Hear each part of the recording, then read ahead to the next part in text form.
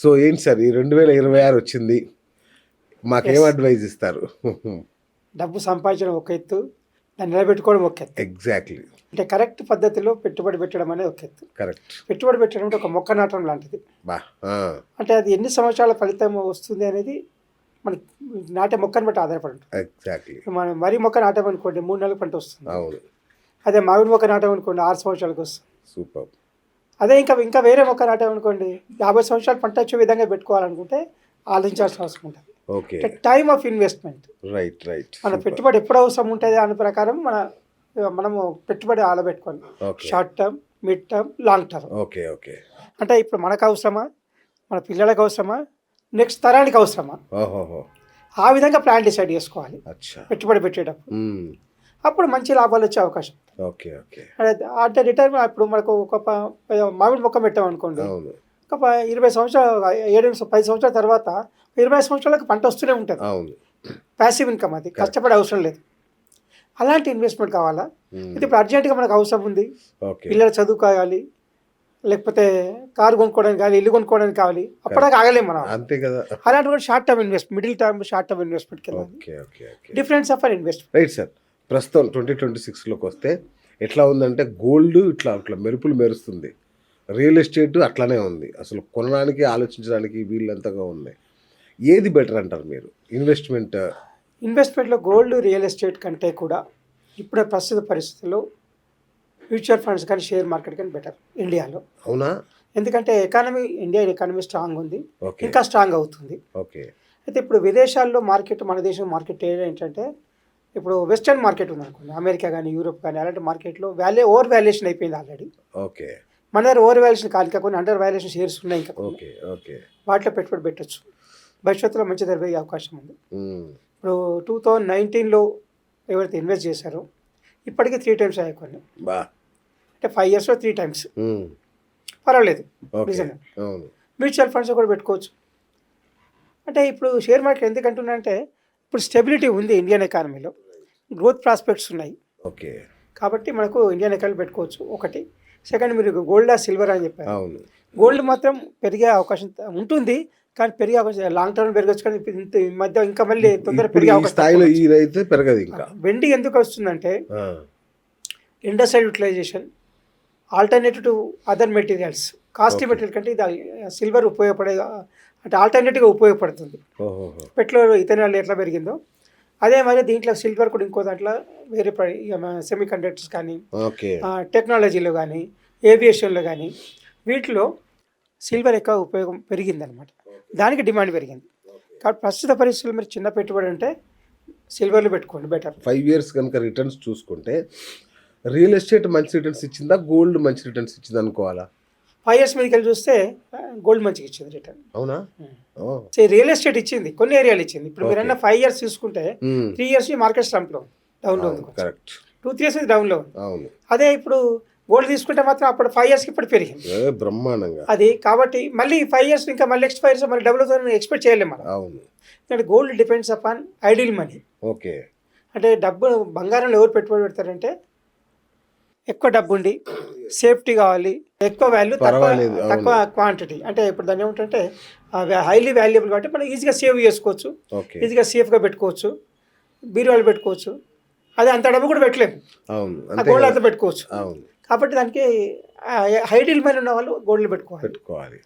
లేదు నాకు సంపాదించుకోవాలి అనుకునే వాళ్ళు మాత్రం, నాకు ఇన్కమ్ రావాలి దానిపైన, డబ్బుతో డబ్బులు సంపాదించాలి అనుకుంటే రెగ్యులర్గా ఇన్కమ్ రావాలనుకునే వాళ్ళు గో ఫర్ డిపాజిట్స్. కానీ ఇప్పుడు ఇంకా సెంట్రల్ గవర్నమెంట్ స్కీమ్స్ వచ్చాయి, ప్రతి బ్యాంకులో స్కీమ్స్ ఉన్నాయి, అవును. అవును. ఇన్సూరెన్స్ కంపెనీస్ వాళ్ళు ఉన్నాయి, ఫండ్స్ వాళ్ళు ఉన్నాయి, వాటిలో పెట్టుకోవచ్చు. ఓకే. ఓకే.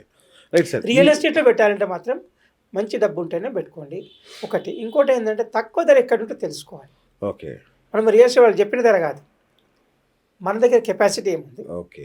ఇప్పుడు అమ్మే వాళ్ళు ఎప్పుడైనా కానీ 10 లక్షలు చెప్తారు, అవును. మన కెపాసిటీ మన 2-3 లక్షలు ఉన్నాయనుకోండి, మన 10 లక్షలు ఎటు కాదు. చేయలేం కదా. అవును. కాబట్టి మన 2-3 లక్షలు ఎక్కడ దొరుకుతుందని చూడాలి. ఓకే. ఓకే. ఓకే. అక్కడ పెట్టుకోవాలి, ఇక్కడ దొరికినా అక్కడ పెట్టేసేయాలి. పెట్టుకోండి. కానీ వెయిట్ చేయాలి. అది అంటే మేము అనుకున్నప్పుడు అమ్మలేము దాన్ని, అమ్మినప్పుడు మాత్రం మంచి లాభం వచ్చే మంచి అవకాశం. లాభం వచ్చే అవకాశం. కాబట్టి మన అమౌంట్ మినిమం ఒక 5 to 10 lakhs ఉన్నాయనుకుంటే, మీరు లాంగ్ టర్మ్గా 5 సంవత్సరాలు వెయిట్ చేస్తామనుకుంటే రియల్ ఎస్టేట్ పెట్టుకోండి. దొరికిన చోట అది కూడా అదేలేండి. మీ దగ్గరే దొరకాలి, తక్కువ రేటుకి దొరకాలి మాత్రం సాధ్యం కాదు. కరెక్ట్. ఇప్పుడు గోల్డ్ మీద మంచి కరెక్షన్ నడుస్తుంది, ఫుల్ హైలో ఉంది.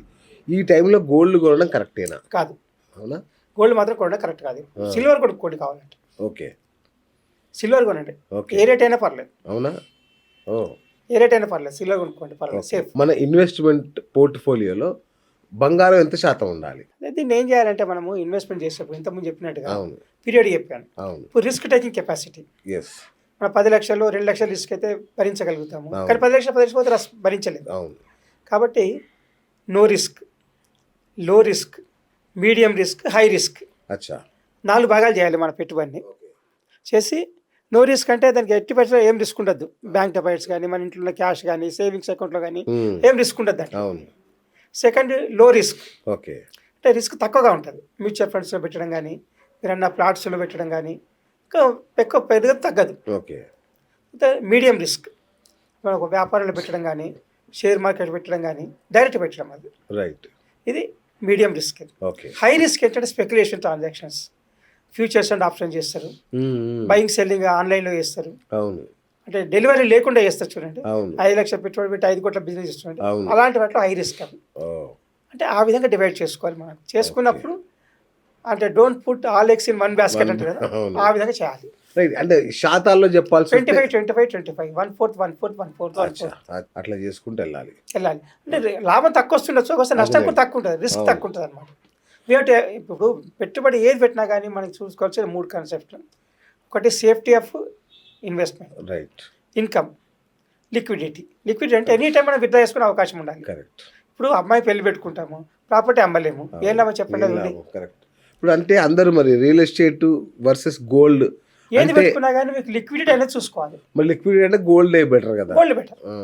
గోల్డ్ కానీ, సిల్వర్ కానీ, మ్యూచువల్ ఫండ్స్ కానీ, షేర్స్ కానీ, ఏదైనా ఎనీ టైం అవును లిక్విడేట్ చేసుకోవచ్చు, సేల్ చేసుకోవచ్చు. అది సో ఇక హైదరాబాద్ విషయానికి వస్తే సార్, భూముల రేట్లు మొన్న కోకాపేటలో 150 కోట్ల ఎకరం అంట. ఎస్.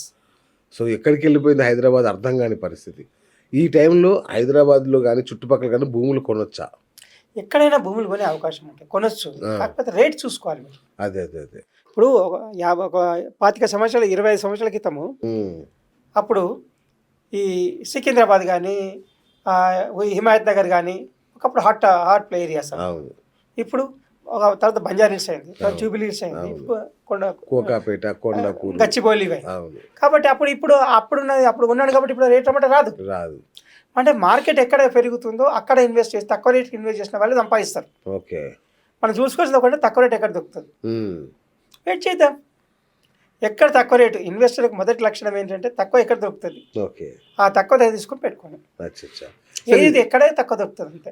రైట్. ఇది బబులా, ఇది రియల్ ఎస్టేట్ రేట్లు తగ్గే అవకాశం ఉందా? తగ్గదు, పెరగకపోయినా కానీ, ఆగిపోయినా కానీ సంవత్సరం లోపల డబుల్గా. ఇప్పుడు 4-5 సంవత్సరాలు పెరగలేదు అనుకోండి, ₹1,00,00,000 పెట్టారనుకోండి, 4-5 సంవత్సరాలు పెరగలేదనుకోండి, ₹1,50,00,000 అవుతుంది లోన్ తీసుకుంటే. మీ డబ్బు అయితే పర్వాలేదు. ఇంకోటి, రియల్ ఎస్టేట్లో పెట్టుబడి పెట్టే ఎప్పుడైనా కానీ మన సొంత డబ్బు పెట్టండి, అప్పు తీసుకొని పెట్టకండి.